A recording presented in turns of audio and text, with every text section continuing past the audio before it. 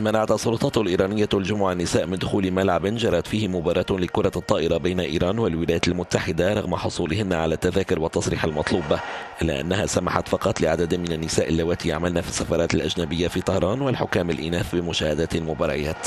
اتحاد كرة الطائرة الإيراني قال إنه أصدر تصريحا خاصا لنحو 200 امرأة تم اختيارهن بشكل خاص، إلا أن أجهزة الأمن في الملعب لم تصادق على التصاريح ورفضت دخول النساء إلى الملعب.